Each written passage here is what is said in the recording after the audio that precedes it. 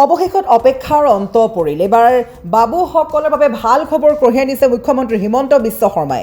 ভাগিনক দিয়া প্ৰতিশ্ৰুতি পূৰণ কৰিবলৈ সাজু হ'ল মুখ্যমন্ত্ৰী লিখিলে যে ভাগিনক দিয়া প্ৰতিশ্ৰুতি মই পূৰণ নকৰাকৈ থাকিব পাৰোঁনে। এইদৰে সামাজিক মাধ্যমত মুখ্যমন্ত্ৰী হিমন্ত বিশ্ব শৰ্মাৰ এটা গুৰুত্বপূৰ্ণ পোষ্ট ঘোষণা কৰিলে বাবু আঁচনিৰ তাৰিখৰ দিন। মুখ্যমন্ত্ৰী হিমন্ত বিশ্ব শৰ্মাই সামাজিক মাধ্যমত লিখিলে যে সুপ্ৰভাত বাবুসকল।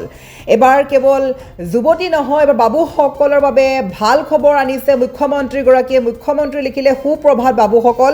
প্ৰায় কেইবাদিন ধৰি মোৰ ফেচবুক আৰু এক্স মাধ্যমৰ কমেণ্টত মোৰ ভাগিনসকলে বহু প্ৰত্যাশিত নিযুত বাবু জীৱন প্ৰেৰণা আৰু জীৱন অনুপ্ৰেৰণা আঁচনিৰ ধন তাৰিখৰ মুকলিৰ তাৰিখটো সুধি আহিছে।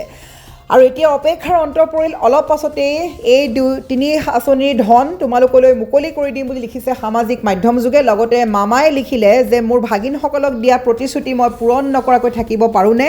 এইদৰে ভাগিনক দিয়া প্ৰতিশ্ৰুতি পূৰণ কৰিবলৈ সাজু হৈ এইদৰে পোষ্ট কৰিছে মুখ্যমন্ত্ৰী হিমন্ত বিশ্ব শৰ্মাই। আৰু লগতে আমি এই মুহূৰ্তত সেই পোষ্টটো দেখাব চেষ্টা কৰিছোঁ কিদৰে মুখ্যমন্ত্ৰীগৰাকীয়ে বাবুসকলক সুপ্ৰভাত জনাই এইদৰে বাবুসকলৰ বাবে ভাল খবৰ কঢ়িয়াই আনিছে। লগতে দেখিবলৈ পোৱা গৈছে মুখ্যমন্ত্ৰী ডক্টৰ হিমন্ত বিশ্ব শৰ্মাৰ সৈতে চেলফি তুলিবলৈ দৌৰি আহিছে একাংশ ভাগিন। আৰু দেখিবলৈ পোৱা গৈছে নিযুত বাবু আঁচনিৰ শুভাৰম্ভ কৰিছে মুখ্যমন্ত্ৰী হিমন্ত বিশ্ব শৰ্মাই।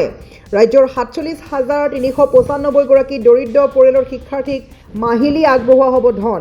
ইতিমধ্যে মুখ্যমন্ত্ৰীগৰাকীয়ে মন্তব্য কৰিছে আৰু নিযুত বাবু আঁচনিৰ শুভাৰম্ভ কৰিলে মুখ্যমন্ত্ৰী হিমন্ত বিশ্ব শৰ্মাই। গতিকে খুবেই ভাল খবৰ।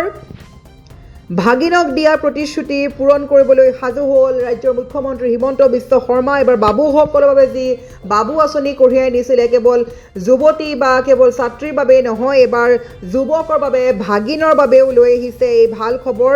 মুকলি কৰিছে বাবু আঁচনি। সামাজিক মাধ্যমত পোষ্ট কৰিছে মুখ্যমন্ত্ৰীগৰাকীয়ে।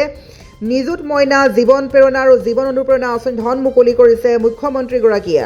আৰু এই মতে দেখিবলৈ পোৱা গৈছে যে এই খবৰৰ পাছতেই আচলতে আনন্দত উৎফুল্লিত হৈ পৰিছে ৰাজ্যৰ ভাগিনসকল, যিহেতু ৪৭,০০০ৰো অধিক দৰিদ্ৰ পৰিয়ালৰ ছাত্ৰলৈ প্ৰতিমাহে আগবঢ়াব ধন। স্নাতকোত্তৰ বৰ্ষত নামভৰ্তি কৰা ছাত্ৰলৈ আগবঢ়াব ধন। স্নাতকোত্তৰ পৰ্যায়ৰ বাবে প্ৰতিমাহে ২,০০০কৈ টকা প্ৰেৰণ কৰিব। স্নাতক পৰ্যায়ৰ বাবে প্ৰতিমাহে ১,০০০কৈ টকা প্ৰেৰণ কৰিব মুখ্যমন্ত্ৰী হিমন্ত বিশ্ব শৰ্মা চৰকাৰে। গতিকে এই ভাল খবৰৰ পাছতেই আচলতে ৰাজ্যৰ ভাগিনসকল আনন্দত উৎফুল্লিত হৈ পৰিছে যে মামাই আমাৰ সপোন পূৰ কৰিছে। আৰু মামাৰ লগত এখন চেলফি তুলিবলৈ হেতাও পৰা দেখিবলৈ পোৱা গৈছে। লাইন লাগিছে আজিৰ দিনটোত মামাৰ সৈতে চেলফি তুলিবলৈ, কিয়নো মুখ্যমন্ত্ৰীয়ে শুভাৰম্ভ কৰিছে নিযুত বাবু আঁচনি। অৱশেষত বাবুসকলৰ বাবে এইদৰে ভাল খবৰ কঢ়িয়াই আনিলে মুখ্যমন্ত্ৰীগৰাকীয়ে।